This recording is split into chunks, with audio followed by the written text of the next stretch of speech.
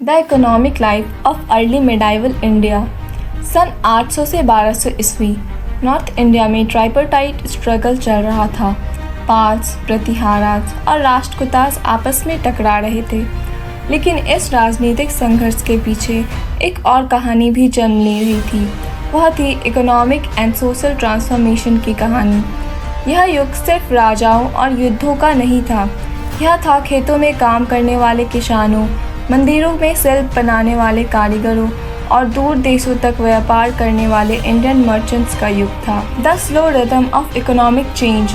इस युग की अर्थव्यवस्था और समाज राजनीतिक की तुलना में बहुत धीरे धीरे बदलते हैं। Economic and social life, ideas and belief changes much more slowly than political life. यानी जब साम्राज्य गिरते और उठते रहे, तब गाँव में किसानों की जिंदगी, आर्टिसंस का काम और व्यापारों के नेटवर्क अपने ही स्थिर गति से आगे बढ़ते रहे।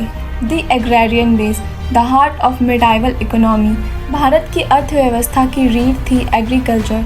गांव इस पूरे सिस्टम की सबसे बुनियादी इकाई थी। कृषि उत्पादन में सिंचाई का सबसे बड़ा महत्व था। हर क्षेत्र ने अपनी भौगोलिक स्थिति के अनुसार अलग अलग इरिगेशन मेथड्स अपनाए। साउथ इंडिया में टैंक्स एंड वेल्स का उपयोग होता था, तो नॉर्थ इंडिया में नदियों की सिंचाई का बड़ा नेटवर्क था। Irrigation works a symbol of prosperity.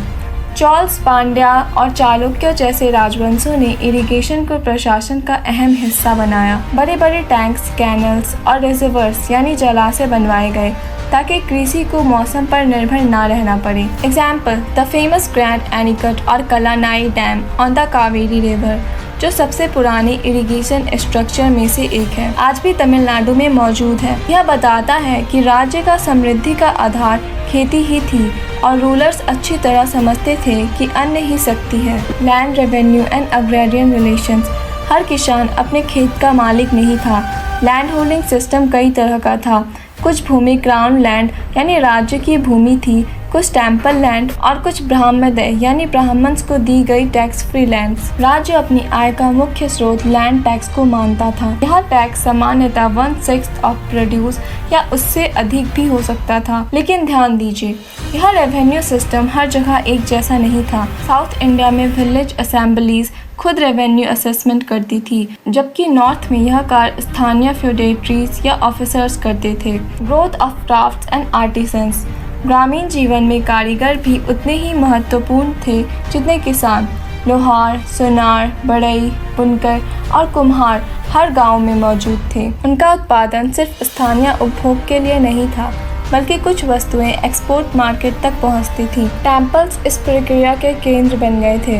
मंदिर न केवल पूजा स्थल थे, बल्कि इकोनॉमिक हब्स भी थे, जहां लैंड ग्रांट्स रखे जाते थे और आर्टिसंस को काम मिलता था। Trade and commerce, the expanding network. अब बात करते हैं उस तत्व की जिसने मिडाइवल इंडिया को वैश्विक नक्शे पर रखा। Trade and commerce.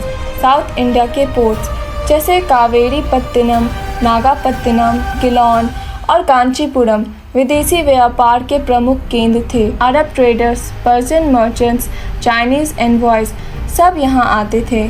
इंडिया से एक्सपोर्ट होने वाले प्रमुख पदार्थ थे spices, textiles, precious stones, camphor, sandalwood और आइवरी, और बदले में आता था गोल्ड, सिल्वर, हॉर्सेस और Chinese silk. The merchant guilds, the economic giants. इस युग में व्यापारियों के शक्तिशाली संघ बने, जिन्हें निगमा, श्रेणी या गिल्ड्स कहा जाता था। साउथ इंडिया में 3 बड़े व्यापारिक संगठन प्रसिद्ध थे: मणिग्रामम, आयावोल पासो, नानादेशस। ये गिल्ड्स केवल व्यापारिक संघ नहीं थे, बल्कि एक पैरेलल एडमिनिस्ट्रेशन की तरह काम करते थे। वे टैक्स देते, ट्रेड रूट्स बनाते और कभी कभी टेम्पल्स को डोनेशन भी देते थे।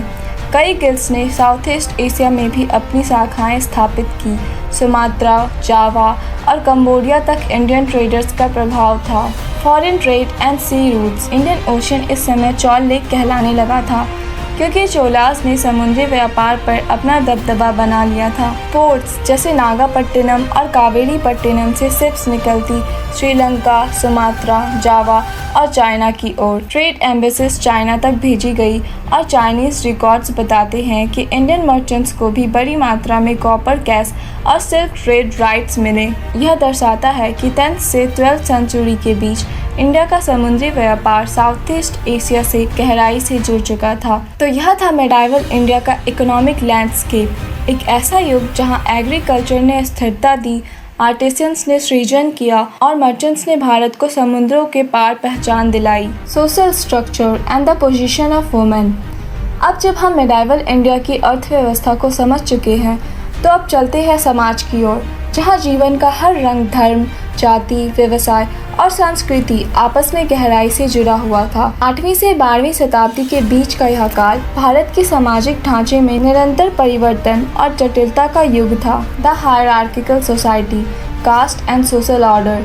इस युग में समाज का ढांचा स्पष्ट रूप से हायरार्किकल यानी सीढ़ीनुमा था। ऊपर से नीचे तक एक क्रम, जिसके शीर्ष पर थे ब्राह्मण, फिर क्षत्रिय, वैश्य और शूद्र। लेकिन ध्यान दीजिए, यह सिस्टम पूरे भारत में समान नहीं था, क्योंकि रीजनल डाइवर्सिटीज बहुत गहरी थी। साउथ इंडिया में जैसे जैसे लैंड ग्रांट्स और टेम्पल्स बढ़े, वैसे वैसे ब्राह्मण्स का प्रभुत्व और सामाजिक शक्ति भी बढ़ी। कई बार पूरे गांव ब्राह्मण्य विलेज कहलाने लगे, यानी ऐसे गांव जहां भूमि ब्राह्मण्स को टैक्स फ्री दी जाती थी। इन गांवों में ब्राह्मण सिर्फ रिलीजियस अथॉरिटी नहीं थे, वे आर्थिक और प्रशासनिक शक्ति का केंद्र भी बन गए थे। तो दोस्तों, आज के लिए बस इतना ही।